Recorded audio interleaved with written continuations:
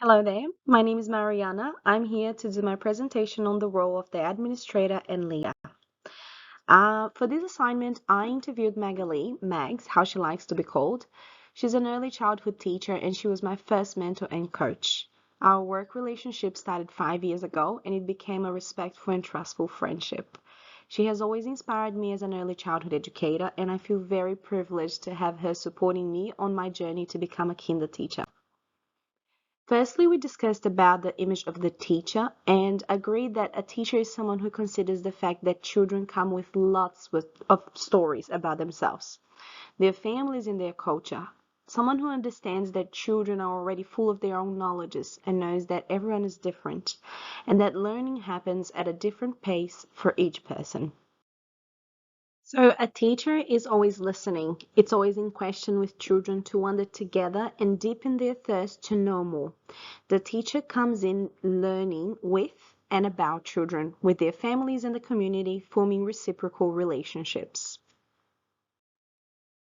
When asked who the teachers in a child's learning journey are, we reflect on how the teacher is actually everyone: the community, the land, the history of the place, the cultures that the children come from, certainly their families.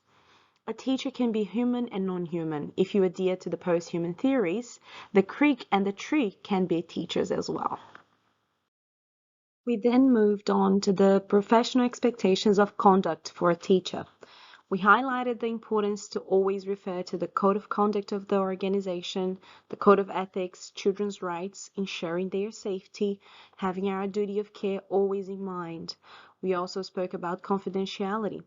To get the team to trust you, it is important to react in a professional manner, in a reflective manner, not sharing the information that was entrusted to you. Also, listening to people's perspectives and being open and respectful towards different ideas and viewpoints. When asked about the essential skills and values to have as a kindergarten teacher, Meg said that being a sensitive teacher and bringing cohesion to a team, making a team work together are very important skills to have. But in her opinion, knowing how to build and nurture relationships with the family is probably the number one skill to have as a kinder teacher. She emphasized that often there are clashes once there are different views or set of values, and it is of utmost importance that the teacher considers the family's input in order to see the child holistically. Mags and I agreed that multitasking is an essential part of the job once there's so much that's required of a teacher at the same time. Researching, organizing, planning, all this while empowering the team to use strategies for the classroom as a team. Being a good coach and a good leader is encouraging the team to also learn and upskill to talk about the curriculum to families, for instance. When discussing about the role of the teacher as a researcher, we reflect on how essential it is to have children's interest as the focal point for identifying what's going to be in the curriculum. Within our interactions with the children, we notice from the things that they say what's relevant to the classroom. Consider that everything is emerging in children's conversations. Being a researcher doesn't mean to look at the basics. It means digging deeper, put on your investigator's hat, and co-research with children because you don't have all the answers. We promote children's interest by researching with them until they reach a point that they're not interested anymore. Then it's time to reassess and see what else comes next.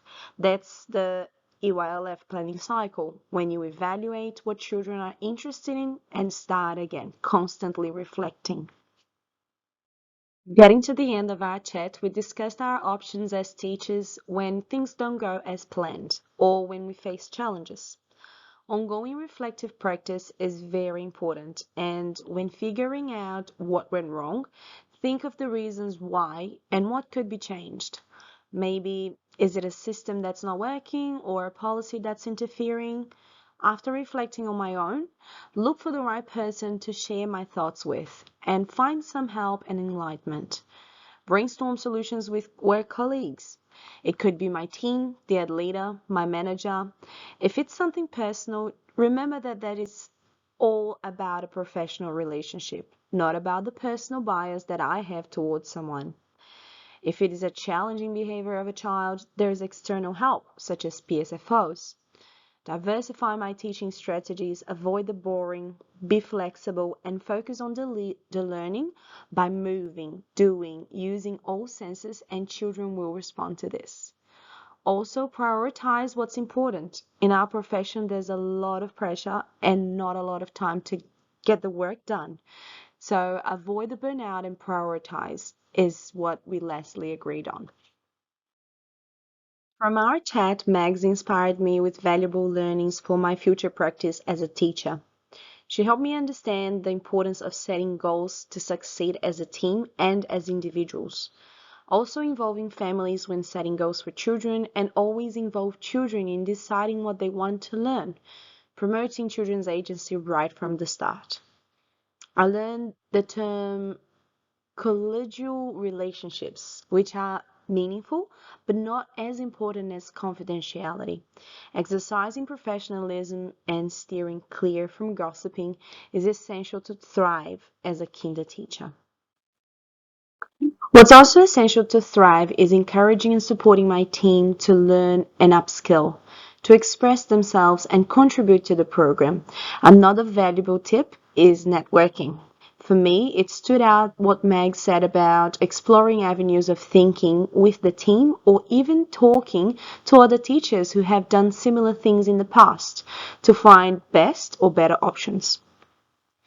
I've also taken the very important lesson to let go of control, trust my team, and share the load by delegating. Being transparent and asking for help when needed, always having in mind that we are working with people, and people come with baggage, emotions, feelings, and opinions. And remember that the manager is there to support me in finding solutions together.